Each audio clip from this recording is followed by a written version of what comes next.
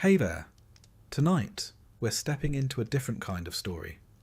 Not the shining legend, but the cold, heavy truth beneath the armour. You won't find dragons here, or flawless heroes. Just a life built on duty, fear, bruises, and the quiet grind of surviving in steel, through battlefields, broken sleep, and the slow fade of glory. If this kind of storytelling helps you rest, feel free to like the video and subscribe, but only if it actually brings you peace. And let me know in the comments where you're listening from and what time it is. It's oddly comforting to know who else is drifting off to the same slow march through history. So, dim the lights. Let the fire in your imagination warm the stone walls. Settle in, and let's begin with the making of a knight. You are 7 years old when the path to knighthood begins, not with a sword, but with a farewell. Your parents, proud and perhaps a touch relieved, send you off to serve in the household of a noble lord. There are no goodbyes written in ink or preserved in keepsakes. Only a pat on the shoulder, a bundle of clothing, and the weight of expectation settling on your small, still growing frame. No one asks if you are ready. In truth, readiness is irrelevant. You are a page now. The castle looms above you, stone towers stretching into a grey sky, its silhouette promising both greatness and hardship. The gate creaks open. What lies beyond is not a world of honour and glory, but one of scrubbing, serving, and surviving. Chivalry will come later, after years of fetching, carrying, and cleaning up after horses and noblemen with equally foul temperaments. Your duties are endless. From sunrise to well after dark, you run errands, sweep halls, deliver messages, and assist with meals. On especially lucky days, you're permitted to polish armour, which sounds glamorous until you realise it means scraping dried mud and horse dung from heavy iron boots. Your hands are blistered, your back aches, and the knights, they barely notice you. You are not yet one of them. You are the help. But even in these early days, training begins. Wooden swords are handed out like brooms, and bruises bloom across your arms as you spar with other boys who, like you, are eager to prove something. You're taught how to fall from a horse without breaking your neck. You fall often. Some days it feels like falling is the main lesson. No one praises you for bruising well, but they do scold you for weakness. You learn quickly. Pain is to be swallowed, not displayed. Discipline is everything. Speak only when spoken to. Bow deeper to those of higher rank. Never question a command, no matter how trivial or humiliating. Your mistakes are corrected with the back of a hand or a weak scrubbing chamber pots. One boy forgets to remove his cap in the presence of the lady of the house. He spends 2 days on his knees in the chapel, praying for humility. No one forgets again. If your family is wealthy, a tutor may be assigned to teach you reading, writing, and perhaps a bit of Latin, though the Latin mostly seems useful for understanding church services and inscriptions on tombs. If not, you learn by imitation. You listen. You memorize prayers. You copy letters with shaky hands when the steward is generous enough to share a scrap of parchment. Literacy is a luxury. Muscle and obedience matter more. Still, you learn. You learn which fork to use, though most prefer fingers. You learn to stand still for hours during court feasts, balancing platters of steaming meat while nobles talk politics and complain about the wine. You learn to stay invisible when tempers flare, and to disappear entirely when drunken knights start boasting about past battles. Every moment is an education in survival. Mornings begin with mass. The castle chapel is cold year-round, and your breath fogs in the air as you kneel on stone floors and try not to fall asleep during the liturgy. Faith is not optional. It is as much a part of your training as swordplay. You are taught to fear hellfire, to respect the church, and to confess regularly. The priests speak of divine purpose, of holy duty. You nod along, trying to stay awake. Mostly you pray not to get sick. There are few remedies and fewer recoveries. Meals are brief affairs, usually consisting of bread, cheese and meat if you're lucky. Vegetables are suspect. Many believe raw greens cause illness, and so you develop a steady diet of salted meat and dry crusts. You eat quickly, knowing your next task waits. On rare feast days, there may be roast pig or honeyed oatcakes. These days are remembered for years, like dreams glimpsed through smoke. In the evenings, the hall grows lively. Minstrels sing ballads, recounting tales of Arthur and Roland and saints who slayed dragons. You sit on the edges, near the fire, trying to catch every word. The songs are meant to inspire, but you are too tired to be moved. You think more of your sore feet than of chivalric deeds. Still, something stirs in you. A hope, perhaps, that someday someone will sing of you. You sleep where you can, often in the servants' quarters, shoulder to shoulder with other boys, on straw pallets that smell of sweat and mildew. Some nights you are pulled from sleep to help with late arrivals or unexpected guests. You learn to rise without complaint, to work through exhaustion, to never let your eyes betray fatigue. A knight must be ready at any hour. The training starts here. You are not alone. Other pages suffer with you. You form silent friendships, built on shared glances and muttered complaints. Together you learn the rhythms of castle life. You learn which knights are cruel, and which will look the other way when you steal a second helping of stew. You learn who to trust, who to fear, and which corners of the castle offer a moment's peace. There are moments of levity, a jest from the cook, a clumsy knight tripping over a dog, a stolen apple. You cling to these moments. They remind you that life exists beyond duty, that laughter still has a place, even here. Occasionally, you catch a glimpse of the world beyond the walls. Merchants arriving with silks and spices, a troupe of performers, or a noblewoman riding past with her retinue. These sights feel foreign, like stories glimpsed through fog.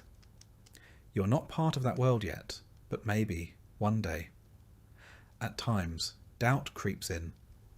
The stories of glory feel distant, the reality far more grinding. You wonder if all of this, the aching limbs, the scoldings, the hunger, is truly the path to honour. But every so often, you see a knight ride out in gleaming armour, pennant flying, and your chest tightens with the thought, someday that could be you. Your lessons in humility do not stop with bruises and hunger. There are also ceremonies to attend, even though you're barely more than background noise in them. You observe as nobles gather, dressed in fine fabrics you're not allowed to touch, much less wear. You're reminded, by their glances, and sometimes their words, that your position is somewhere between useful and invisible. When dignitaries visit, the castle becomes a theatre. You help prepare guest rooms, polish silver, and sweep the same corridors 3 times over. If anything is out of place, the pages are blamed. And if something goes wrong, say, a dog bites a visiting bishop's leg, well, Let's just say it helps to know how to avoid being seen. You quickly master the art of looking busy while being nowhere near the problem. On festival days, there is music, dancing, and too much wine, at least for the adults. You're allowed to watch from the corners, soaking in the sounds and sights while pretending not to be watching too intently. Occasionally, someone slips you a sweetmeat or a bit of cake, and for a moment the burdens of your position feel lighter. But these small kindnesses do not erase the reality. Your place is to serve, observe, and remember. Some pages find escape in books, if they can read. The old steward's chamber holds a handful of illuminated manuscripts, heavy, bound in leather, and guarded as fiercely as the Lord's own armoury. On lucky evenings, you're allowed to sit beside a fire and listen as an older scribe reads aloud tales of Roman generals or saints who endured unspeakable trials. These stories feed the mind while your body heals from the day's chores. There are warnings too, spoken in hushed tones or muttered by older servants. They tell you of pages who failed to advance, boys who cracked under pressure or were sent home in disgrace. Sometimes they vanish without explanation. Sometimes you overhear things you were never meant to hear. You quickly learn when to speak, when to nod, and when to keep your head down. The castle is your crucible, and every hour spent within its walls forges you into something harder, leaner, more capable. Not a knight, not yet, but no longer a child. You are a creature in transition, battered, disciplined, and quietly determined. So when you lie awake at night, staring at the wooden beams above your straw-filled mattress, you think not just of what you've endured, but of what lies ahead. The next phase, the next challenge, the next step on the path that will one day, if the gods, your lord, and your body all permit, make you a knight. But for now, you are a page, and that is enough. At the age of 14, the apron strings of pagehood are ceremoniously snipped, though not with any kindness or softness. You are no longer a page, you are now a squire. And while this new title may sound like a promotion, it comes with considerably fewer sweetmeats and far more bruises. You have graduated from polishing floors to polishing armour, from fetching goblets to fetching the man who might be dying in one. Your new role is personal, intimate even. You are assigned to a knight, and you are expected to serve him as faithfully as a shadow. Where he goes, you go. If he rides into battle, you follow. If he falls, you run into the carnage to help him up, risking your own life in the process. You're no longer a child of the castle. You're the squire of a warrior, and your days are shaped by his demands. The physical training increases tenfold. Riding a warhorse, for instance, is not the elegant glide you once imagined. These beasts are enormous, bred for power and war, and more temperamental than most noblemen. Mounting them is a small battle in itself. Controlling them, a constant negotiation. Your thighs ache. Your spine jars with every step. Your backside hasn't felt normal since Michaelmas. Sword training intensifies. You now wield live blades, not to kill, but sharp enough to cause concern if your opponent happens to be better rested or less distracted than you. You spar daily, your body covered in bruises that never quite fade before new ones bloom. Every session is an exercise in humility. For every swing you land, you take 3 in return. The knight you serve doesn't expect grace, he expects grit. But perhaps the most tiresome part of your duties is equipment care. Armour, you quickly learn, is not just metal. It is an ecosystem. Sweat, grime, and the occasional slug somehow make their way into the joints of plate mail. You clean it, polish it, inspect every hinge and strap. If the greaves pinch or the helmet visor sticks mid-battle, that's your fault. If your knight dies because you missed a cracked buckle, you'll likely wish you'd died first. Weapons need sharpening daily. Lances must be tested. Shields examined for cracks. Your knight's life and your reputation depends on the absolute precision of your work. No one thanks you when everything goes right, but everyone notices when it doesn't. And then there are tournaments. They were romanticised when you were a page, colourful affairs of trumpets and cheering maidens. Now you see the blunted swords break bones. You are the one saddling the horse, carrying the lances, wiping the blood from your knight's cheek so he can smile for the crowd. If he wins, you collect the prize money. If he loses, you collect his broken ribs and what remains of his dignity. When real war comes, and it does, you march beside your knight into mud, rain, and uncertainty. Campaigns are long, uncomfortable affairs. Food is scarce. Sleep is scarcer. Your armour, if you have any, chafes in places you didn't know existed. You begin to understand the real meaning of exhaustion, when your limbs move only because you know you must. Battle is not glorious. It is a cacophony of screams, metal, and orders lost in the wind. The clash of bodies, the stench of blood and sweat, the sudden silence of a dying man. These become your education. You learn to distinguish between fear that sharpens you and fear that paralyzes. You pray the former shows up more often. You're not there to fight, not yet, but that does not mean you are safe. When your knight is unhorsed, it is your job to reach him, lift him, pull him out of danger. Imagine dragging a man in full armour, each piece weighing more than a holiday roast, across a muddy field while arrows fall like rain. It is not heroic. It is back-breaking. And the reward is usually just the chance to do it again tomorrow. When your knight is injured, you tend to his wounds.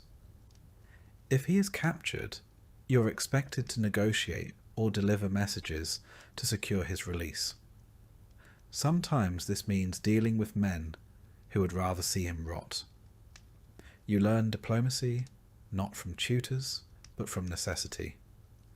Your words must be careful, your posture humble, your tone respectful. Even your silence becomes a tool. There are moments, rare but real, when you feel proud. When you lead your knight's horse into a camp and heads turn to look. When he nods at you after a battle, bloodied but alive. These moments are fleeting, like sunlight through arrow slits. But they matter. They keep you going. Back at the castle, your duties continue. You train younger pages, passing on the same hard lessons you once learned. You serve at banquets, help organise hunts, and remain at your knight's side whenever guests of importance arrive. Your sword is worn, your boots are cracked, and you move like a man twice your age. But you are no longer a servant. You are being watched, evaluated, measured. The priests still expect your prayers. Your lord still expects your loyalty. Your body expects rest, which it rarely receives. But there is no turning back. The only way forward is through. You begin to think about your own coat of arms. What colours? What symbols?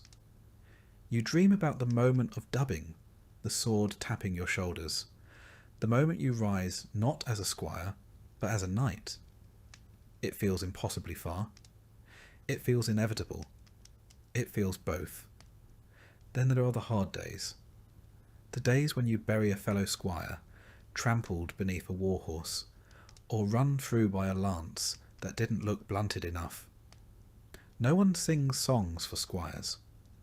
No one writes poems for the boys who almost made it. You learn to carry grief without showing it. You learn to keep working even as the ground shifts beneath you. If you are lucky, your knight teaches you more than battle. He teaches you how to think, how to judge a man's character, how to read a battlefield, how to lead. If he is wise, he teaches you when to speak and when to hold your tongue, how to pick your battles, and how to lose with grace. These are not things armour can protect you from, but they are just as vital. Winter brings new challenges. You now understand that a sword is only as effective as the hand that can still feel its hilt. Your fingers crack from cold, and the metal of your knight's armour feels like ice as you buckle it on each morning. Snow turns the training yard into a mire of frozen mud. Horses slip. So do you. You do not complain. The weather, like war, does not care how you feel. There is talk among the older squires, talk of glory, of rebellion in the east, of a king's summons. You listen, absorb, calculate. You've seen enough to know that glory often looks like a grave. Still, you would ride out tomorrow if called. The waiting is often worse than the war. You write your first letter.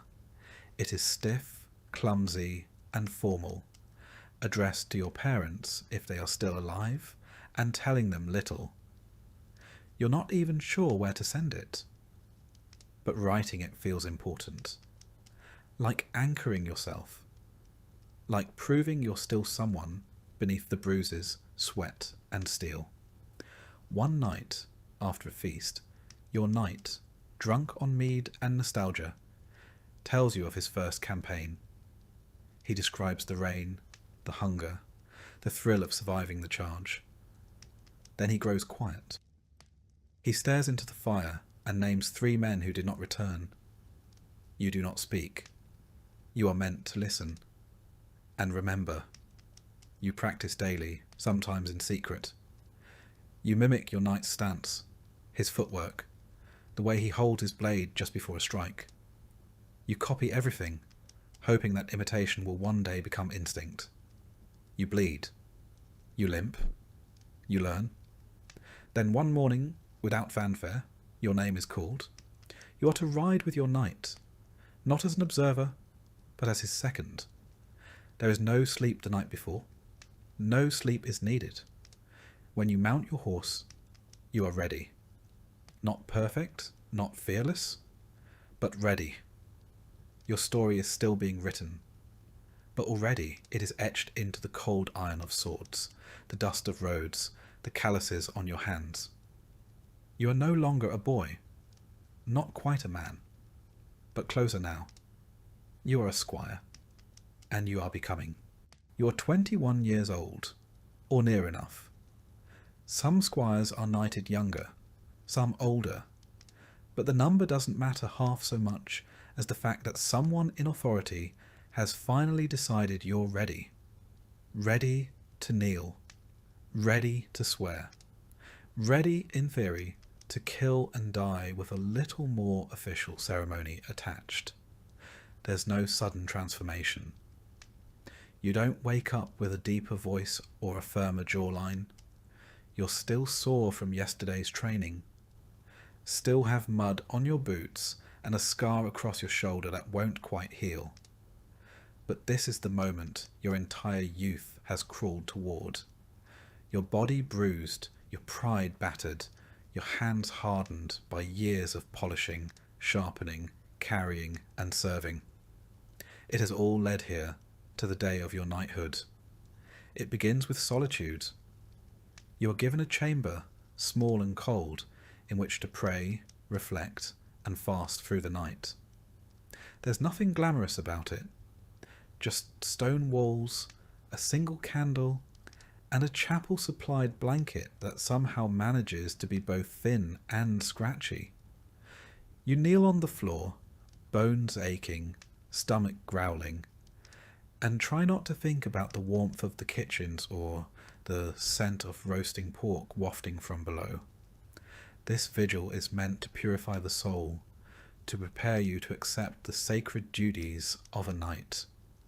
You're expected to meditate on the responsibilities ahead, defending the weak, serving your Lord, upholding the church.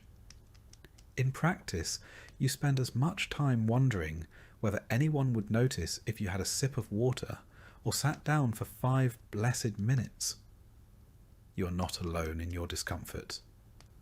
Dozens of squires have kept this vigil before you, some trembling with anticipation, others feigning serenity. You wonder which you are. You try to remember all the prayers, the creeds, the proper posture.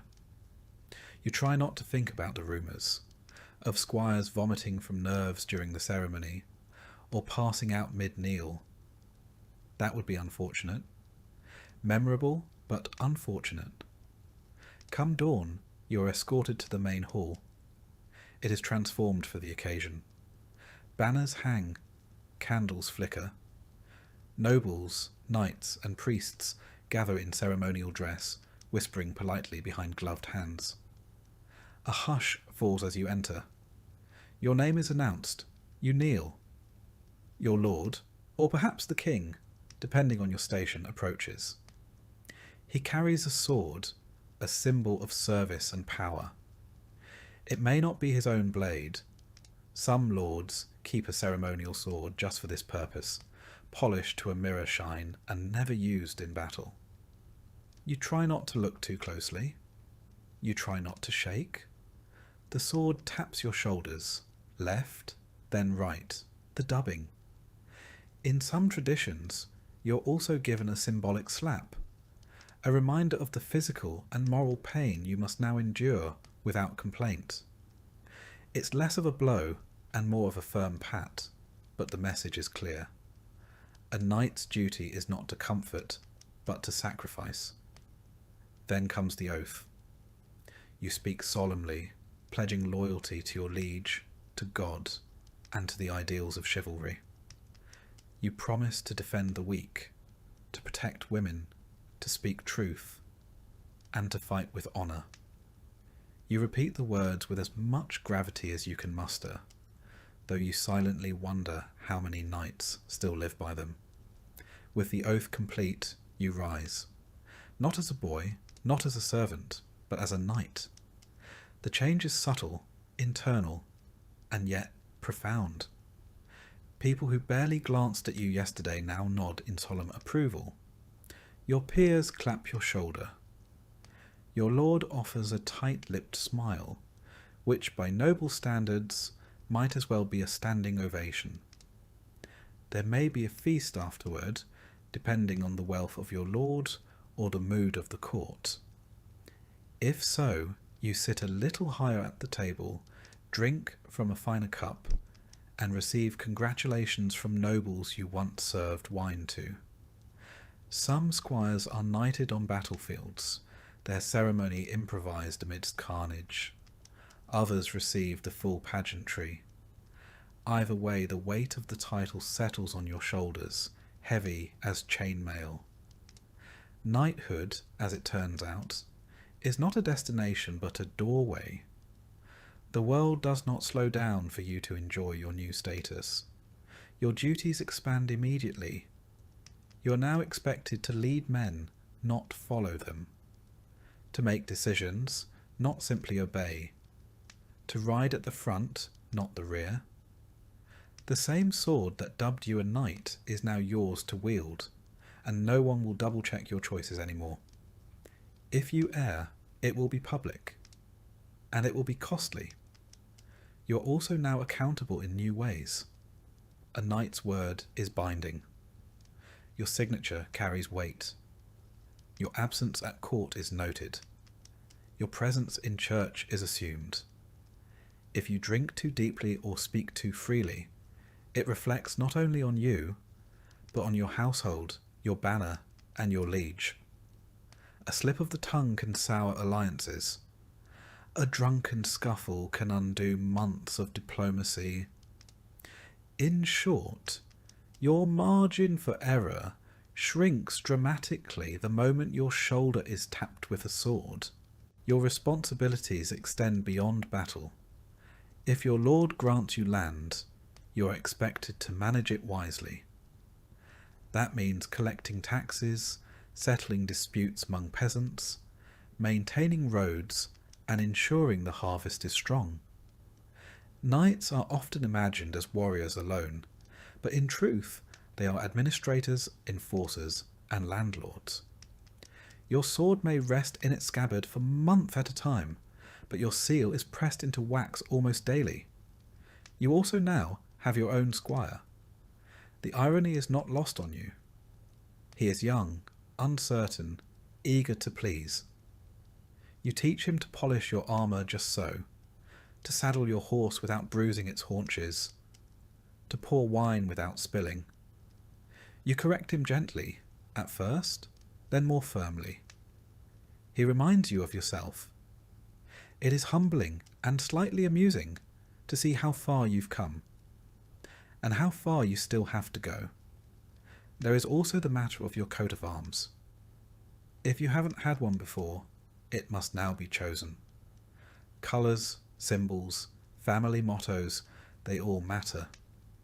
They identify you on the field of battle and in court. They speak before you do. A red lion, rampant on a field of gold, says something very different than a black cross on a white bend. Choose wisely, or pay a herald to help. Your new armour is fitted to your frame, assuming your lord is generous or your family still has coin to spare. Full plate is expensive, and every piece must be custom made. Greaves for your legs, gauntlets for your hands, a cuirass for your chest. You stand still as the blacksmiths measure and clink, their fingers leaving soot on your skin. The weight is impressive. Walking in it feels like learning to move all over again, but you feel safe inside it too, as if metal might guard not only your body, but your name. You take your first formal ride through the village, not as a servant trailing behind a retinue, but at its head. Children run to the roadside. Old men bow stiffly. A woman tosses you a flower. You try not to look too pleased. The peasants don't cheer exactly, but they do stare, and in the medieval world, attention is a kind of applause. That night, in the solitude of your chamber, you remove each piece of armour slowly, methodically. You place your sword with care. You stare at your reflection in the polished plate and try to see what others saw today. A knight, a protector, a leader. You do not quite believe it yet, but you will. Not everything changes overnight. You still train each day. You still wake early and pray. You still limp after a long ride and wince when a blade catches your elbow. But your name is called with more weight now. You are consulted, not commanded. The younger squires eye you with something like awe or fear, possibly both. War will come again. You know this. And when it does, your position in the vanguard will be expected. No more standing behind a shield wall. No more waiting for orders. You will lead the charge, raise your voice above the din, and be the first to cross the field. If fortune favours you, you may return with honour. If not, your coat of arms will be carried home without you. This is the cost of the accolade. This is the burden of the oath. But still, you are proud. Not of your status, but of your survival. You endured the long years, the cold vigils, the humiliation, the training, the fear, and now you wear the title as a second skin. You are a knight, and your real service has only just begun. You do not become a knight and immediately feel powerful. You become a knight, and then you are handed 60 pounds of steel and told to get on a horse. The first real lesson of knighthood is not how to fight, but how to walk, breathe, and not fall over in your own armour. At first, it's chainmail, a hauberk of interlocking rings that drapes over your shoulders like an iron tunic. It's not as heavy as it looks, but it clings to you, drags at your limbs, and catches every drop of sweat your body produces. Beneath it, you wear a padded gambeson, quilted linen stuffed with wool or rags, which smells awful after a single skirmish, and worse after a week. But it keeps the mail from grinding against your skin like a cheese grater. As warfare evolves, so does your kit. Plate armour begins to replace mail. At first, just a breastplate and greaves, then pauldrons for your shoulders, vambraces for your forearms, sabatons to encase your feet, articulated joints, riveted segments, each addition designed to protect without pinching, though they almost always manage to do both. Eventually, you are sheathed in metal from crown to toe, and it's less like wearing clothes and more like being folded into a walking bell. The helmet is the worst. It muffles your hearing, narrows your vision, and steams up with your own breath. In battle, it protects your skull. Outside of battle, it functions mostly to give you a throbbing headache. Some helms have visors you can lift, which helps with breathing and spitting, though it also makes your face an easier target. Trade-offs are everywhere in armour. Mobility, surprisingly, is not impossible. You can run, squat, mount a horse, even roll, if trained well. But everything takes effort. You are not agile. You are deliberate, and you quickly learn to conserve movement, like a man counting his last coins. After all, if your opponent wears nothing heavier than boiled leather, he'll be darting around while you resemble a mobile sculpture of St. George. Then there's the maintenance. Every piece must be cleaned, oiled, inspected. A single rusted rivet can jam a joint. A dented chest plate can buckle under a second blow. Your squire becomes a blacksmith's apprentice overnight, scrubbing and hammering late into the evening. If he forgets a strap or fails to fasten your cuisses correctly, you notice, painfully and immediately. And let's not forget the weapons. Your sword is your constant companion, but not your only one. It is not the slim rapier of modern imagination, but a broad, weighty blade meant for hacking, not fencing. Its edge is kept sharp, but not razor thin, better to survive impact. You carry it at your side, but draw it only when necessary. The sword is both symbol and tool, and in your hand it becomes an extension of will. Then there's the lance. A knight without a lance is like a fish without gills, useless in open battle. The lance is not delicate. It is a sharpened pole, roughly 10 feet long, meant to be couched under your arm and driven like a battering ram into whoever's unlucky enough to be across the field. On horseback, it turns your momentum into deadly force, but it is also unwieldy, easy to miss with, and once broken, mostly good for poking campfires. The mace is a brutal companion, short, stubby, and blunt. No finesse, no elegance, just a lump of iron on a stick designed to cave in helmets and crack ribs. Useful when your enemy's armour laughs off blades. When subtlety fails, the mace makes its point with savage clarity. Axes are similar, less common among knights, more typical of mercenaries or those from northern stock. But in close quarters, an axe can hook a shield, split a helm, or drag a man off a horse. It's not considered gentlemanly. But neither, to be fair, is war. Shields serve both offensive and defensive roles. You carry one, usually kite-shaped or heater style, slung across your back or strapped to your forearm. It bears your coat of arms, a bright splash of symbolism amidst the mud and smoke. You learn to punch with it, to deflect, to absorb force. A good shield might save your life. A bad one might become your coffin lid. Siege weapons are a different beast altogether. Catapults, trebuchets, and battering rams handled by engineers and lower soldiers. You observe them more than operate them, unless you're particularly unlucky, but you'll learn to fear them. No armour can save you from a boulder. When battle comes, your kit is both saviour and prison. On the charge, you ride with couched lance, shield raised, visor down. Your world becomes a tunnel of noise and blur. Impact is sudden and absolute. You hit or are hit. You fall or you do not.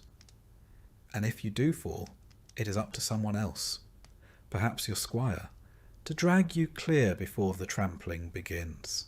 After the charge, if you are still upright, comes the melee. Sword drawn, you engage man to man. It is not graceful. It is a mess of grunts, blood, and clanging steel. You swing, you block, you pray. You aim not for heroics, but for joints. Armpits, behind the knees, visor slits, the weak points. Every knight has them. And if you don't find theirs, they'll find yours. In the aftermath, assuming you survive, you learn the lesser-known role of a knight, repairman. You remove your armour piece by piece, every dent and scratch telling its own small story.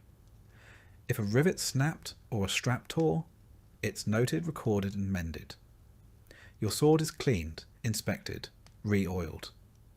Every weapon dulled must be sharpened. You don't sleep until your gear is ready again, because next time it could mean your life. You begin to appreciate the subtle differences between good steel and bad. You learn the smiths by name, the balance of a sword, the weight of a shield, the line where a helmet should rest against your brow, all become second nature. You grow fussy about details that once seemed trivial. The type of leather used in your gauntlets, the weight distribution of a new axe, the way a visor latches shut. Some knights personalise their equipment with flair, engraved pommels, crests, etched into breastplates, gilt inlays. You may do the same, if coin and vanity permit. But beneath the ornament lies the same brutal reality. Armour is not costume, it is coffin prevention. There are downsides, of course. Armour is expensive. Your share of spoils from war or tournaments often vanishes into repairs and replacements. And then there's the matter of heat. Summer in a full suit of plate is like walking inside a forge, especially in the midday sun.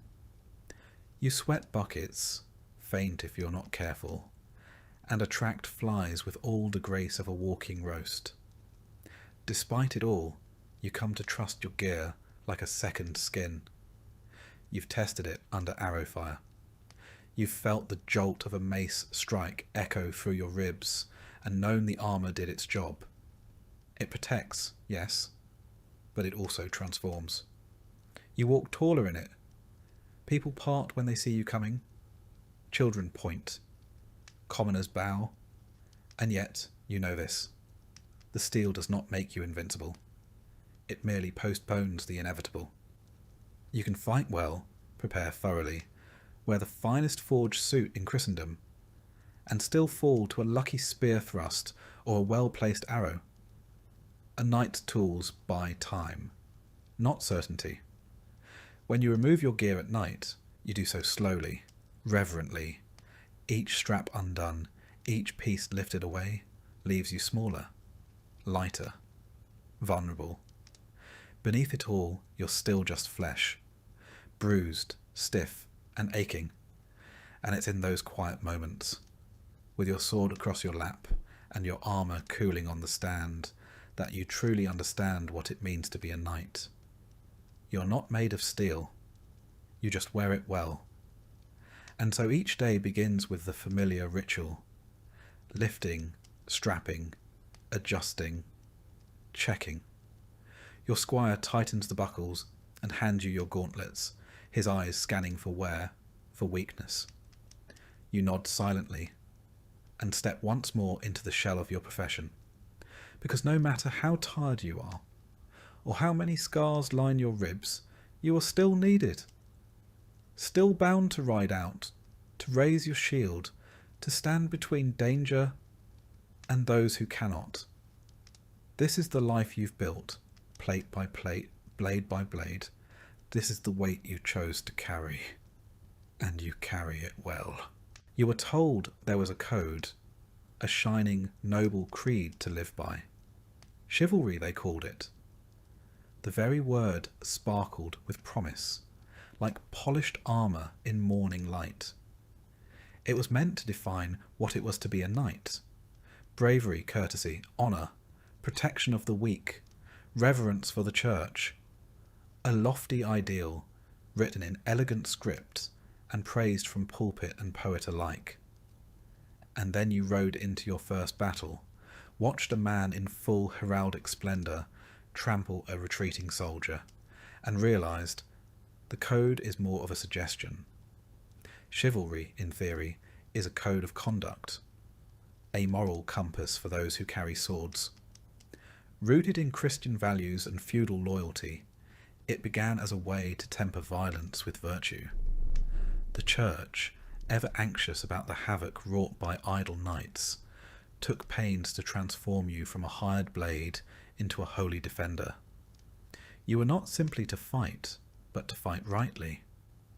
In practice, however, chivalry is like a tapestry, grand at a distance, but fraying up close. The official tenets vary depending on which chronicler or cleric you ask, but some themes remain constant. Protect the innocent, defend the church, serve your lord loyally, show mercy to foes who yield, be honest, avoid unjust wars, and honour women, particularly those of noble birth. A fine list, admirable even, and also inconvenient. Because in the thick of battle, no one stops to recite their virtues. You swing, you survive. You follow orders, even if they involve torching a village suspected of disloyalty. You take prisoners, yes, but mostly because they're worth ransom. Mercy has a market value. As for honesty, it's encouraged, unless deception serves your lord better. A knight may be honourable in the abstract, but becomes remarkably flexible when land or legacy is at stake. Many a lie has been wrapped in noble language and delivered from horseback with great conviction. Protecting the weak sounds lovely in songs, but in the field the weak are often collateral. If your lord requires a peasant uprising crushed, you ride. If a convoy of commoners stands between you and the enemy's grain supply, you don't go around, you go through. The poor admire knights from afar, because they're rarely better off when one rides by. Then there is the matter of women. The songs speak of courtly love, of gallant men pining in poetic torment for unreachable noble ladies. In truth, your relationship with women is defined more by property law than poetry. Marriage is political. Romance, when it exists, is fleeting. And the protection you offer depends heavily on class. A noble woman might be revered. A washerwoman, less so. That's not to say knights are uniformly dishonourable. Many strive to live by the code. They pray, they tithe, they avoid unnecessary cruelty. But the world you inhabit rarely rewards restraint. A knight who hesitates to strike might not live to deliver mercy. A man who speaks the truth too plainly may find himself without land or head. Tournaments, oddly, are where chivalry shines brightest. In these stage spectacles, the rules are rigid, the honour real. You salute your opponent. You show restraint. You lose with grace. It's theatre, yes. but it's theatre where the actors believe in the script. And for a moment, the code becomes reality, if only briefly. There are manuals, actual written guides, that lay out knightly conduct in florid detail. One might advise you not to strike an opponent who has lost his helm. Another might say that if a lady drops her glove, you should retrieve it without stepping on it or staring too long at her ankles. The Church writes its own rules, more focused on piety. Attend Mass, confess sins, avoid gluttony, and above all, never forget who sanctioned your right to kill. These manuals are read aloud in courts and training halls. Some squires memorise them, others nod politely and return to sword drills. In truth, the code is interpreted differently in every household. Some lords emphasise loyalty, others demand ferocity. A few take chivalry so seriously they disown sons for showing cowardice. Others knight boys who haven't seen a day of battle simply for the right marriage alliance. What you learn, over time, is that chivalry is not a sword to wield, it's a mirror. Some polish it daily, others shatter it for convenience. You yourself try to follow the spirit, if not the letter. You help your squire when no one's watching. You spare an enemy who's yielded, though your comrades jeer. You ride back to a burning hamlet to escort a limping peasant out, because her child clutches your leg and says please.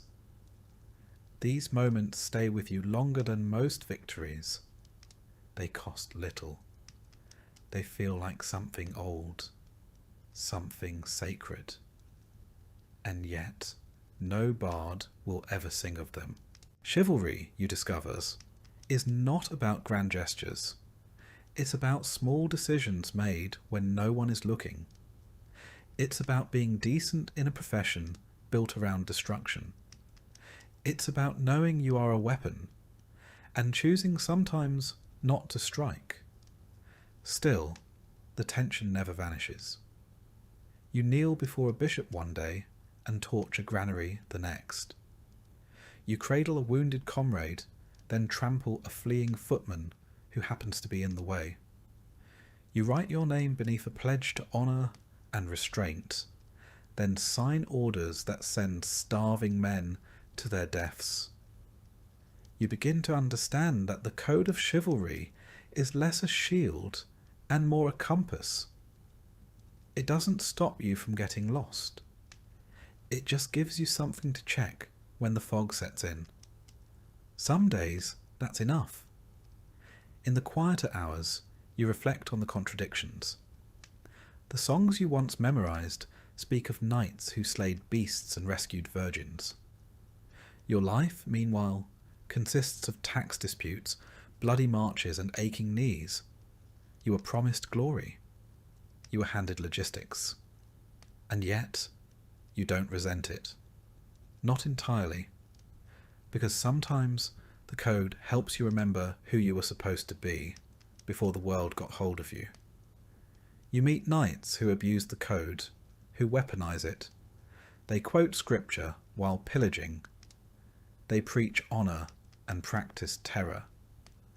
You learn to recognize them by their polished crests and empty eyes. And you learn to step aside, or, when given the rare chance, stand in their way. You are not perfect. You've broken the code. You've struck men who had surrendered. You've taken spoils that weren't yours. You've stayed silent when you should have spoken. But you remember the faces of those who tried. The knight who held a gate so a village could flee. The one who refused to burn a monastery, even under threat of exile. The one who died kneeling, not in surrender, but in prayer. And so, in your own way, you keep trying. You carry the code not in scripture, but in habit. You pick it up like your sword each morning, knowing it may slip from your grip by nightfall, but reaching for it anyway, because without it, you are merely a killer. And with it, maybe, just maybe, you are something more. This is chivalry. Not what the minstrels sing, not what the priests preach, but what you try to practice in a world that gives you every reason not to. And so you ride, still bound to your oath. You defend your lord, fight his enemies, bury his dead.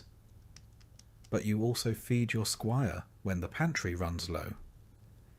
You speak kindly to the old woman in the village who remembers when you were a boy. You return a dropped glove, even when no one is watching. You are a knight, and you remember the code, not because it makes you stronger, but because it reminds you what strength is for. One day, years from now, a boy will ask you what it means to be chivalrous. You won't recite scripture or point to crests. You'll hand him your sword and tell him to hold it steady. And then you'll ask if he can carry it without ever letting it fall on the wrong sole. That, you'll say, is a good place to start. Because in the end, chivalry isn't about purity, it's about persistence. About falling short and rising again, and choosing, however quietly, not to become the very thing you were once sworn to fight. And with each choice, you draw your sword a little straighter. You've trained for years, carried swords before you ever swung one, watched men die before you were allowed to charge, and polished your own armour so often you can still smell the vinegar and oil in your sleep. But none of that truly prepares you for this. The moment the trumpet sounds, your horse shifts beneath you, and the ground ahead fills with the bodies and banners of your enemy. The battlefield is not a stage. It is not an arena of honour or a chessboard of strategy. It is a pulsing, groaning thing, mud, blood, and metal wrapped into chaos. You can recite the names of old heroes, the codes of chivalry, the rules of engagement whispered by bishops in candlelit chapels. Out here, none of them matter. Marching to war begins long before the fighting. You ride for days, weeks even, through rain, sleet, and sun. The air grows worse as the army swells. Body heat, dung, and rotting rations blending into something foul enough to turn even the sturdiest stomach. Feet blister. Tempers snap. Your companions shift from camaraderie to muttering and silence. Men begin to smell like their horses. You do too. Camp life is brief and miserable. Tents flap in the wind like damp flags. Fires smoke more than they warm. You eat what's left. Salted meat, hard bread, dried peas. Sometimes you're lucky. More often you're not. Clean water is rare, and when it isn't, you worry what's floating in it. Armour is cold in the morning, blistering by noon. You sleep with your boots on and your sword within reach. And then one morning you crest a ridge and see them. An army arrayed across the field, their own banners snapping, their knights glinting in the rising sun. This is it. Your commander gives orders, shouted and relayed. Everyone nods. Few truly hear them. Your stomach tightens. You check your horse's girth strap. You say a prayer, or pretend to. You wonder how many will die before the sun sets. Then it begins. The charge is not graceful. It is thunder. Hooves tear the ground, lances lower, and every heartbeat counts down to impact. You aim your weapon and hope the man opposite you is slightly slower, slightly more afraid. The clash is bone-shaking. You might hit. You might miss. You might be hit. You might fall. And if you fall, you pray you can get up before the next wave tramples you. The noise is unrelenting. Screams, shouts, clanging steel, horses shrieking, men begging. There is no rhythm, only violence. You fight in flashes. A blade swings near your head. You duck. A man lunges. Your sword blocks without thought. An axe strikes your shield. You feel the shock in your teeth. You do not think in terms of heroism. You think in terms of inches. Every step forward might be your last. Every moment you remain standing is a small miracle. And all the while mud clings to your boots, blood slicks your grip, and the air tastes of iron and ash. There are no clean victories. Even if you survive, you've likely killed someone face to face. Looked into their eyes, seen their fear, felt their last breath on your face.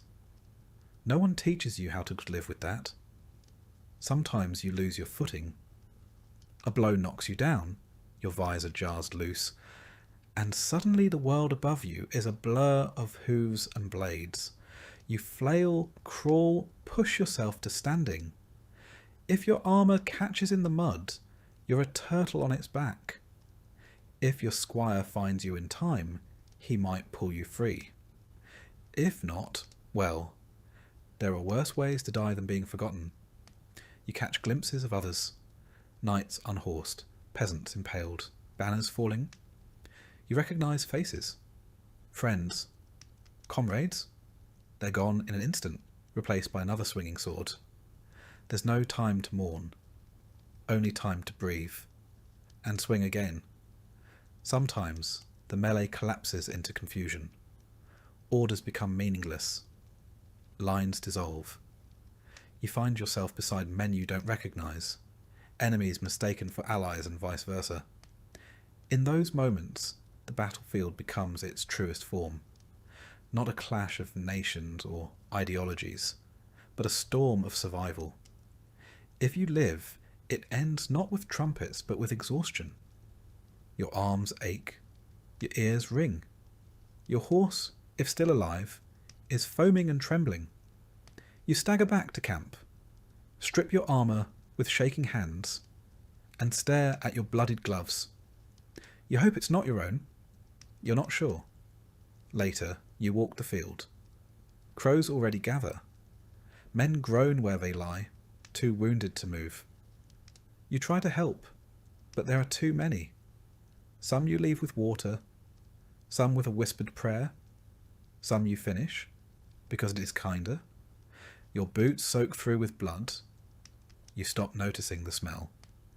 Looters are already at work, stripping the dead of rings, purses, boots, sometimes even teeth. It's dishonourable, yes, but also practical. War is expensive, and a fallen knight's sword might pay for someone's winter grain. You turn your gaze elsewhere. You do not stop them. You find your comrades, those who made it. Sit with them beside a dying fire, each of you silent. Some clean wounds. Others just stare. No one boasts. No one drinks. You all know better. The ones who laugh after battle tend to cry when the fever sets in. There is no celebration. There is only tallying. How many were lost? How many banners captured? How many horses must be replaced? How many squires did not return? In the weeks that follow, the story is cleaned up. Minstrels compose ballads of noble charges and glorious stands. The Lord gives a speech. Priests declare it a righteous victory. You are paraded through the streets on your return. Flowers are thrown. Children cheer. You wave, smile, nod. But you remember the smell of the field, the look in the eyes of the man you skewered, the cries of your friend as he bled out beside a broken shield. You do not forget, this is the brutal battlefield. Not the battlefield of legend with shining armour and valiant duels, but the real one, muddy, terrifying, loud, confusing. A place where honour is a luxury, mercy is rare, and survival is a skill. You're no longer simply a knight, you are a soldier, a veteran. And though you ride on, polish your armour, train your squire, part of you will always be there, on that nameless field under that grey sky, sword slick with blood and breath fogging your visor. That part of you never truly leaves. You try not to talk about it, what really happened. When new squires ask, you give them lessons in form, in stance, in strategy. You do not describe the sounds. You do not mention the shaking hands. Not because you're ashamed, but because words cannot make sense of it, and because part of you is afraid they'd still want it. But you prepare them all the same. You train them to keep their shield up even when they're tired, to watch their footing, to check the straps on their greaves twice, not once. These small details save lives. You know, you've seen the cost when they're forgotten. Over time, your own scars fade, on the surface at least. Beneath, they remain. Not as wounds, but as memory. You remember the weight of the fallen knight you dragged from a trampled ditch. You remember the breathless silence just before the charge. You remember the way the field looked afterward. Still, broken, wrong, and still, you ride. Because someone must. Because the war never really ends. It only sleeps between battles. You do not seek glory anymore. You seek clarity. You seek survival. And you try in whatever way you can to make sure the men beside you come home. This is what it means to fight, not for banners, not for poems, but for the man at your left and the one at your right, for the squire who still believes in songs, for the prayer you whisper even when you don't believe. You are shaped by steel, but forged in the field. This is the brutal battlefield. And you have survived it. And in surviving, you have learned the cost of every inch of ground, measured not in paces, but in lives. You survive your first battle and then another. And though war never truly ends, it does go quiet. Armies disband, swords are sheathed, the banners come down. For a while, there is peace. But a knight with no war is a weapon left idle. And idle weapons tend to rust. So you turn to the next best thing, the tournament. Not a brawl, not a massacre, though it might come close, but a staged battle dressed in heraldry, pomp, and profit. Where war is chaos, a tournament is choreography. Where battle makes legends, the tournament makes celebrities. It begins with an invitation. If your name carries any weight, or your lord's coin carries enough, you're summoned to a list field near a bustling town where the banners fly as high as the entry fees. You arrive with your squire in tow, your armour shined to near blinding polish, your horse combed and plaited like a bride's hair. The grounds are prepared days in advance. Wooden stands rise from the grass. Merchants set up stalls selling meat pies and pewter tokens. Minstrels rehearse songs they hope to sell before the jousts begin. Children run between tents, shouting names of their favourite knights. Yours may even be among them, if your last performance was sufficiently bloody. But make no mistake, this is no gentle pastime. A tournament is as dangerous as any battlefield, only better lit and more politely announced. There are two main events, the melee and the joust. The melee is a grand mock battle, dozens of knights on foot or horseback charging each other across an open field. It is said to mimic real combat, though it rarely obeys real combat's rules. The goal is to disarm, unhorse, or bludgeon your opponents into submission, preferably without killing them. Not out of mercy, but because corpses don't pay ransoms. You enter the field with your team, shield emblazoned with your arms, heart thudding behind your breastplate. Horns sound. The crowd roars. You lower your visor and plunge in. The fight is real enough. Blades are blunted, yes, but not harmless. Bones are broken. Teeth are lost. Pride always is on the line. You strike, you're struck. You fall, you rise. Somewhere in the din, your name is shouted, either in triumph or concern. Sometimes both. The melee is over when only a few remain standing, or when the judges decide it's become too undignified. You leave the field limping, exhilarated, exhausted, or sometimes unconscious. If you perform well, your reputation grows. If you perform poorly, you pretend not to care while discreetly checking for bruises. Then comes the joust, the jewel of the tournament. One knight, one lance, one pass. The tilt rail separates you from your opponent, and both of you thunder forward on horseback, trying to shatter your lance on the other's shield, helm, or chest. Points are awarded. Helmets are dented. Occasionally, ribs are cracked. More than one knight has died beneath the applause of the crowd. There is spectacle to it, enough ceremony to rival a wedding. Your name is announced. Trumpets sound. A lady ties a ribbon to your lance. You bow to the stands, salute your opponent, and take your place at the end of the tilt yard. Then the flag drops, and all that pageantry disappears beneath the pounding of hooves and the narrowing of your world into the tip of your lance and the target ahead. When you hit cleanly, the crack of impact echoes like thunder. Splinters explode, the crowd cheers. If you're thrown, you hit the earth hard and lie there long enough to remember that mud has no chivalry. Victory brings coin, and more importantly, notice. Lords watch from the stands, scanning for talent, potential, or marriageable fame. If you impress the right person, your fortunes can change overnight.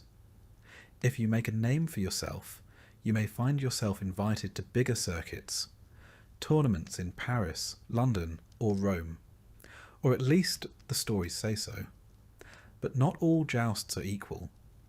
Some are friendly, honour-bound, and carefully judged. Others are bloodier, more corrupt. There are whispered tales of knights bribing marshals, sabotaging armour, or switching lances to unblunted tips. And every tournament has its share of bad blood, feuds reignited, insults answered with steel. Then there are the injuries. Dislocated shoulders, shattered wrists, concussions.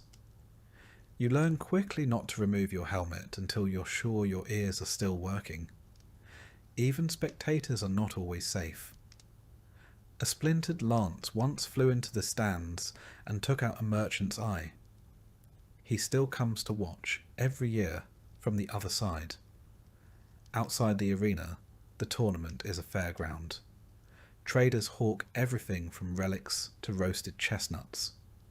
Scribes sell poems composed on the spot. Apprentices duel with sticks in the mud while mimicking your name. At night, bonfires crackle, ale flows freely, and minstrels sing songs that exaggerate every blow landed and every favour won. If you've earned a few bruises, you might at least earn a few verses. The nobles host feasts. You attend, cleaned and laced into a doublet that fits like punishment. You bow. You drink. You endure conversation. A lady might ask about your technique, though her interest may have less to do with lances and more to do with inheritance, or scandal, or both. Tournaments are also a place for politics. Alliances are struck, rivalries flare, and lords make quiet wagers behind their goblets. A win on the field can lead to a contract, a vassalage, or a sudden engagement. A loss, on the other hand, might be remembered long after your ribs have healed. For all their glitter, tournaments are expensive. Entry fees, armour repairs, horse care, tents and bribes. It all adds up. A poorly managed campaign can leave you poorer than when you arrived. Some knights take loans. Some sell off land. A few turn to less savoury methods. Gambling, extortion, even rigging matches. Still you return. You always return. Because there's a thrill to it. A pulse that nothing else matches. Because the crowd remembers your name. Because a good tournament win can do what 5 years of border patrol cannot. It lifts you. It announces you. It makes you visible. And in a world where power rests in perception, visibility is everything. You ride in, you fight, you bleed, you bow. And when you win, you smile with broken lips. Because for one fleeting moment, you are not just a servant in steel. You are the main event. You are not at war, but you are in combat. This is the tournament circuit, and you are still standing.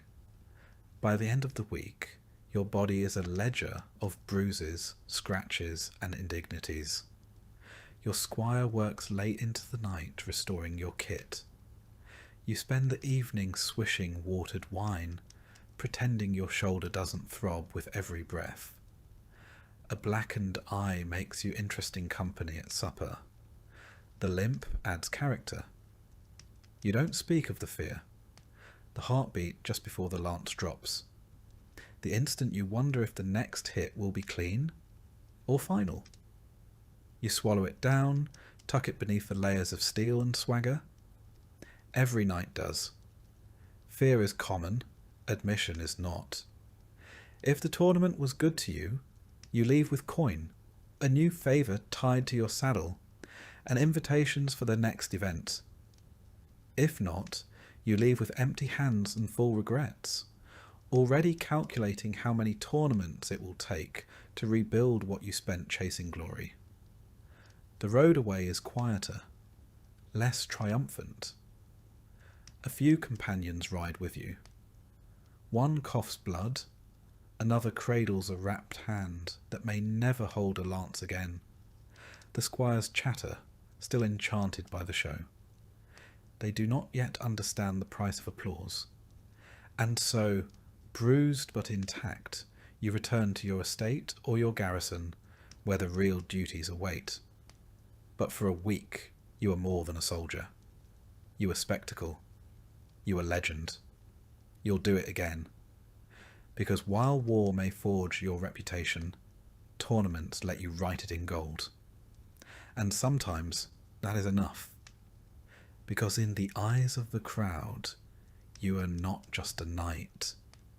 You are a name, a banner, a force in motion. And for a brief, shining moment, everyone saw you shine. The trumpets fade. The tournaments end. The battlefield falls silent. And you return not to rest, but to something more complex, responsibility. Because you are not only a knight, you are also a lord's vassal, a landholder, an enforcer of law and order. And whether your fiefdom is sprawling or small, it demands as much from you as any joust or skirmish ever did. Your estate, such as it is a patchwork of thatched roofs, grazing fields, and stubborn people. It was granted to you, often in reward for service, and with it came a host of obligations. Not to the land, but to those who work it. They do not know you as a warhorse rider or a lance wielder. They know you as the man who demands grain in October, sends bailiffs to settle quarrels, and sometimes rides through the village just to remind everyone who owns what. Your mornings begin not with sword drills, but with ledgers. Your steward rattles off figures. Bushels harvested, taxes collected, debts outstanding. You nod like you understand, though half the time you don't. There's always a shortfall. A pig vanished, a crop failed. Someone died with coin still owed. The solution invariably involves more paperwork and fewer pigs. Then come the petitioners. Peasants queue at your hall to air grievances. He stole my goose. Her cow trampled my barley. Their son struck mine with a stick. You sit beneath a banner bearing your arms, listening with the weariness of a man who's faced arrows and would prefer them to this. Justice must be swift, or at least loud. You nod. You fine. You send men to inspect fences. The villagers shuffle out, mostly satisfied. You hope? Disputes between peasants are one thing. Disputes between your men-at-arms are worse. When two armed retainers argue over boundaries or livestock, swords rattle. You must step in, not as a fellow knight, but as their master. Firm, even-handed, a man of authority.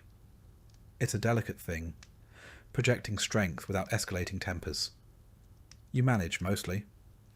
You also collect taxes, grain, wool, coin, or goods in kind. These are tallied, stored, and forwarded up the chain to your liege lord. Some of it you keep to pay your men and maintain your household. Some vanishes into the hands of clerks, never to be seen again. You suspect a fraction feeds the bishop's cellar or funds your lord's latest embroidery habit. But questioning the chain of feudal economy is like questioning gravity. You nod, sign, and send the ox cart on its way. Inspections follow. You tour your own fields, riding slowly between rows of barley and flax. You speak to the reeve, the village-appointed overseer, who informs you of labour shortages and brewing discontent. You pretend not to hear the mutters from the hedgerows, about rents, about levies, about your fine new scabbard that probably cost more than a plough. You smile, offer a nod, and ride on. Respect is maintained less by affection than by distance. Your hall must be stocked and guarded, your garrison drilled, your walls maintained, and your steward reminded that the grain cellar smells odd again. You oversee the blacksmith, the cooper, the baker. You approve repairs to the millstone, arrange timber for winter, and, once a month, host a feast for local tenants to keep up the illusion that everyone is cheerful and loyalty is mutual. You arbitrate marriages, approve apprenticeship contracts, and on occasion deliver punishment. Thieves may lose fingers. Poachers might pay in coin or days of labour.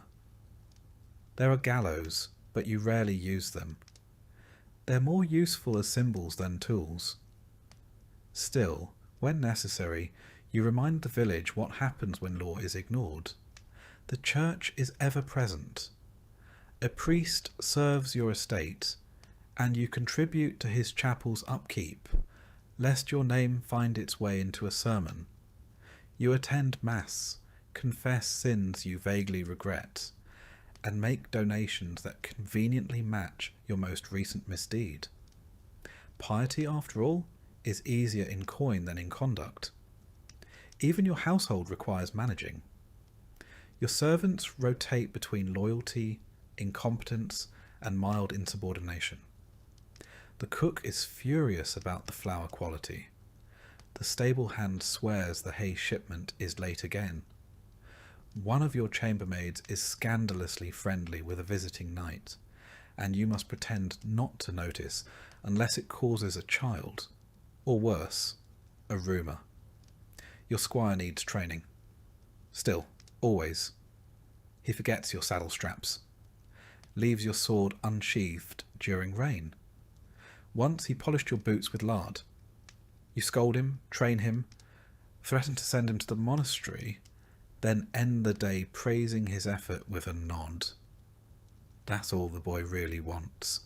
Your wife, if you have one, runs her own part of the estate, organising the kitchens, managing servants, keeping accounts. She is as sharp as your sword, and twice as terrifying when crossed. She reminds you when rents are due, when your cousin's widow expects a letter, and that the priest caught you dozing during Mass again. You learn to listen. You also learn never to suggest she host the next feast without preparing for a 3-day argument about table linen. In times of famine, your role becomes one of reluctant judge and reluctant beggar.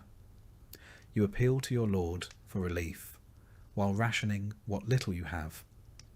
You know that if the people starve, the manor weakens. A dead peasantry tills no fields. So you offer just enough to keep them working, and just enough to keep their envy from turning to rebellion.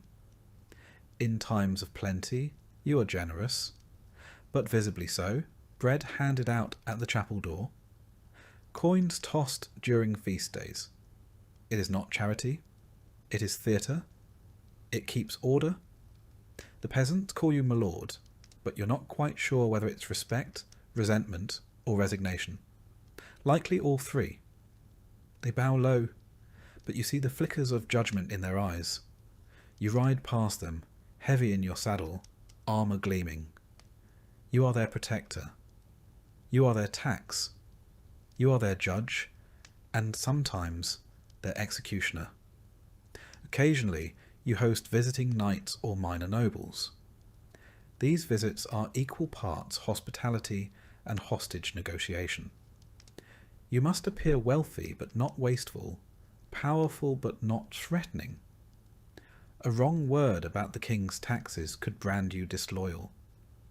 A poorly cooked pigeon could insult your guest's cousin, who happens to be an earl. You walk a knife's edge of politeness, pageantry, and performance. But it isn't all caution and governance. There are quiet moments. You ride alone at dawn through dew-wet fields, nodding to shepherds who've been up longer than you. You sit by the hearth in winter and listen to your steward mumble accounts while the fire cracks behind him. You share a drink with your sergeant-at-arms, both of you old enough to admit your backs ache more than they used to. You are lord of your manor, but also its captive. You cannot leave for long. Bandits might strike, the grain might rot, your cousin might try to press a claim. Even a trip to court feels like abandoning a child to nurse itself. And when you return, something is always broken. A gate, a contract, a fence, a nose. Still there is pride in it, not in the power, but in the structure. You keep this place standing. You feed 100 mouths. You settle disputes before they boil into feuds. You remember names. You attend baptisms, funerals, and harvest dances. You kneel beside the dying and sign contracts for the newly wed. You are woven into the land's rhythm, into its heartbeat. This is the other life of a knight. Not glory, not gore, but governance. And though it will never be sung by minstrels or carved into stone, you know the truth. A knight's blade defends his name, but his estate keeps it alive. Because in the end, when the sword is sheathed and the war drums fade, it is not your victories that remain. It is your land, your people, and the fragile peace you hold together, one decision at a time. When the halls fall quiet, the ledgers are closed, and your sword is back on its rack, you are left with something less discussed and poorly romanticized, your private life. You'd think, after tournaments, campaigns, and estate matters, that you'd collapse each night into dreamless slumber. You'd be wrong. Rest is elusive. Comfort is intermittent. The truth is, sleep is a luxury in a knight's world, and one that must often be negotiated. Your bed is not the down-filled paradise of later centuries. It's a wooden frame, stuffed with straw or wool, covered in linen that smells faintly of dust and fatigue. You share it perhaps with a spouse, or alone, or occasionally with your armour spread out to dry beside you, ticking softly as the heat leaves the metal.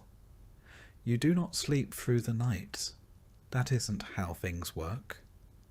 You sleep in shifts, broken by prayers, patrols, and old wounds that ache more as the hearth burns low. Some nights you're summoned to settle a dispute in the barracks. Other times you simply lie awake, replaying a tilt that went badly or wondering whether the steward lied about the granary again. But it's not all gloom. There is laughter too, and warmth that does not come from fire. Your hall is more than a court of judgment. It's your hearth, your theatre, your lounge. Minstrels sing by the fire. A bard may be passing through and recite tales of distant wars or love-struck princes. You know the endings already. You enjoy them anyway. Familiarity is its own comfort. Games are played, dice, chess, backgammon. You cheat occasionally when no one's looking. Or you lose grandly, blaming the firelight or the drink or the suspicious angle of the table. Your companions groan, laugh, and pour more wine. The feasts, when they come, are rowdy affairs. Not grand like a royal banquet, but full of noise and roast meat, of ale spilled on floor rushes and laughter that echoes up the rafters. You sit at the high table, but not far from the hearth. You drink with your men, toast your squire, throw the occasional bone to the hounds beneath the bench. A juggler might perform, or a fool, his jokes barely veiled insults about local clergy or visiting nobles. You laugh louder than necessary, if only to show the guests that yes, you can take a joke.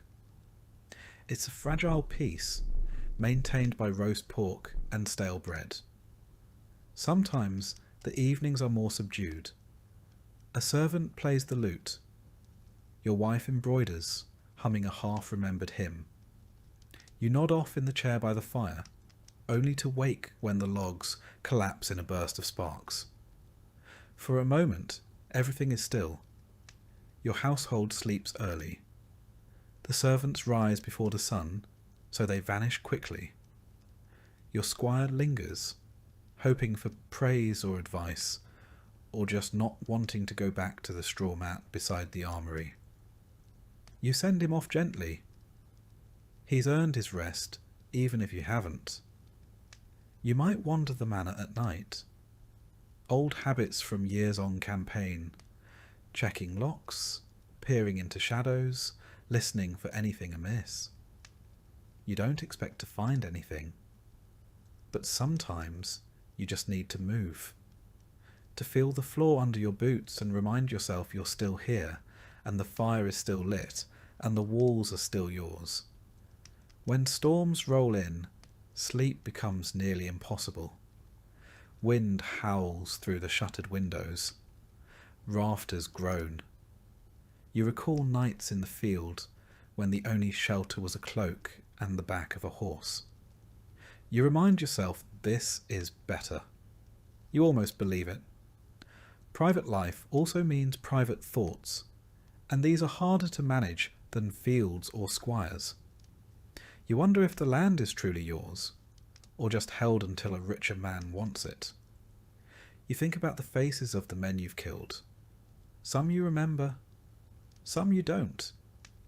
You think about your father, and whether he felt this same pull between duty and doubt.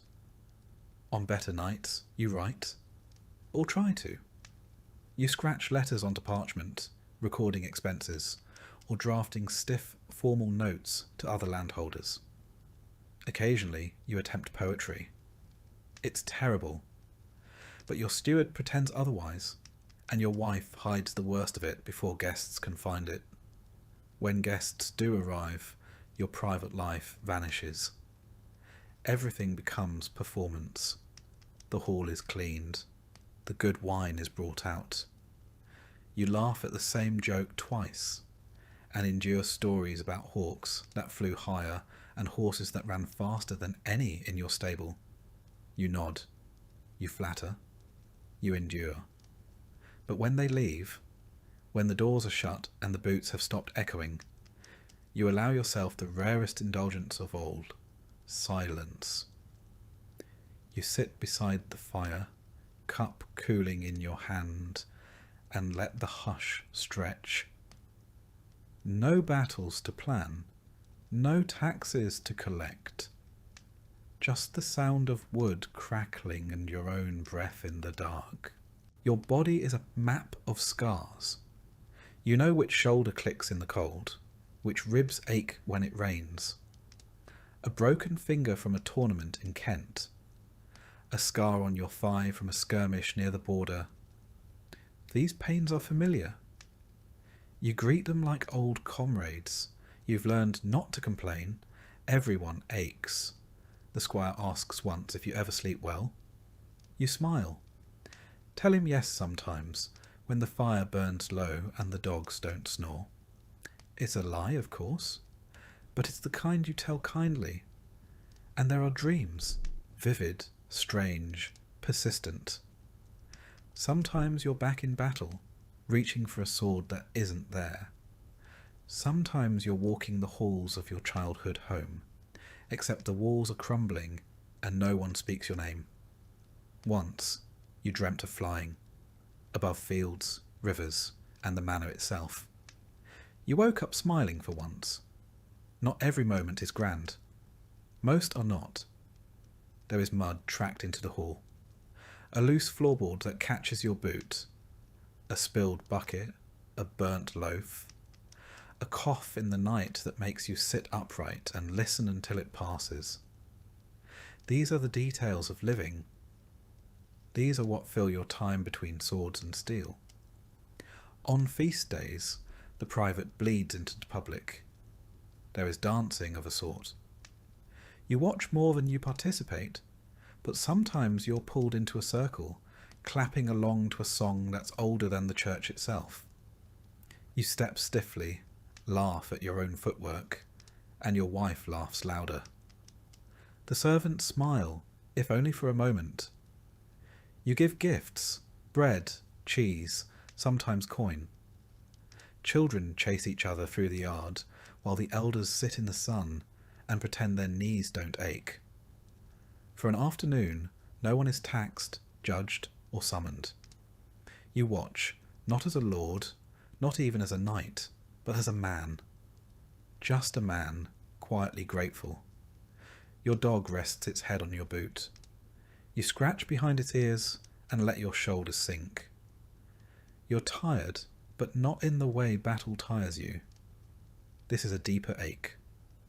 The kind that comes from carrying not just weapons, but people, place, and purpose. And still you do it. Because there is a rhythm here. A strange, stubborn peace between duties.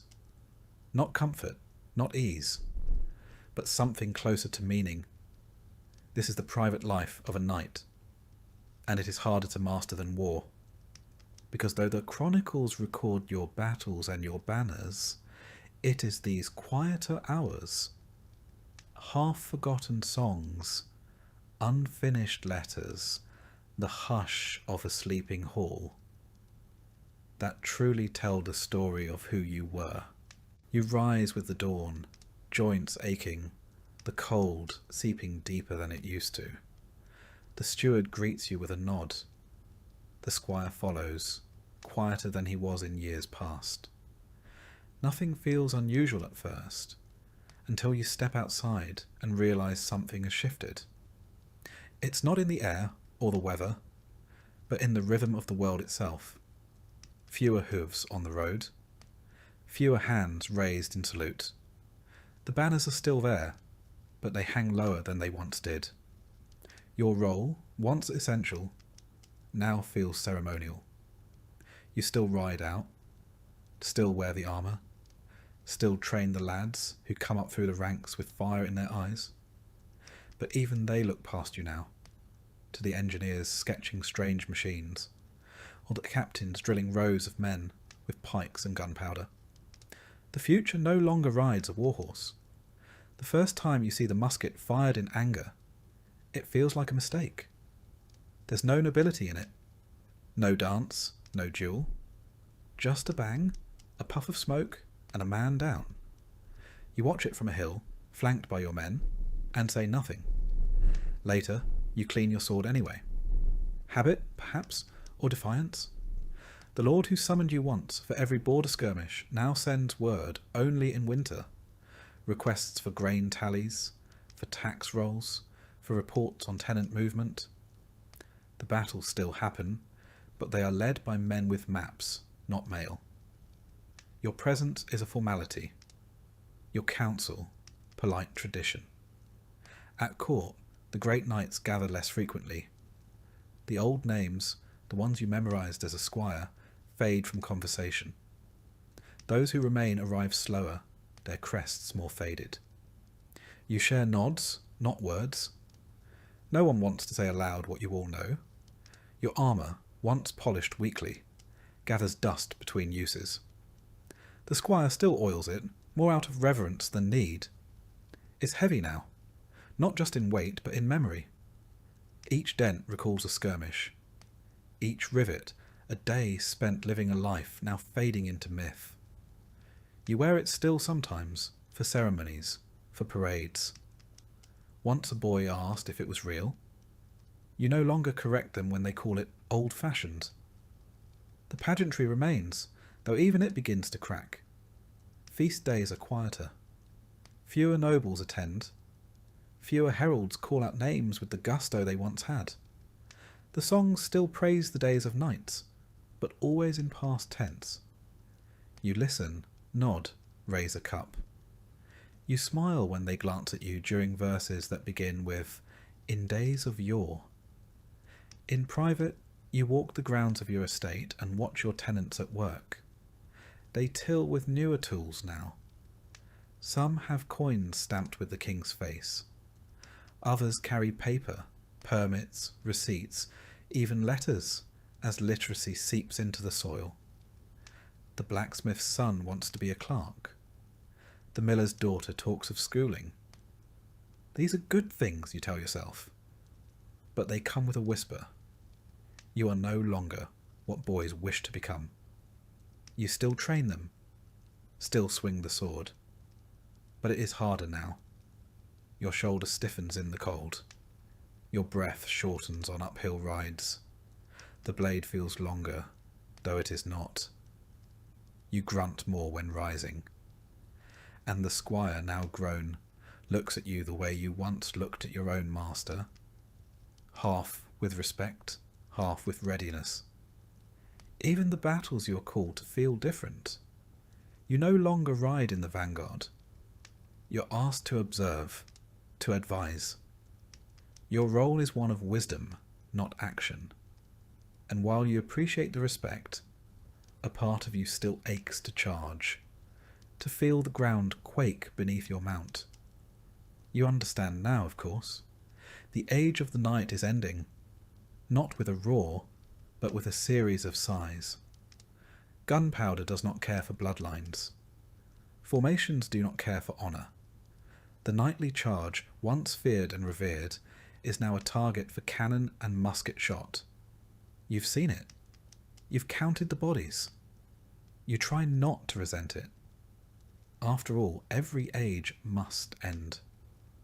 The Romans once thought their roads would last forever. The old emperors believed their names would outlive stone. And now? Even the stones are reused for barns and chapels. Time grinds all legacies down into something more useful. Still, there is grief.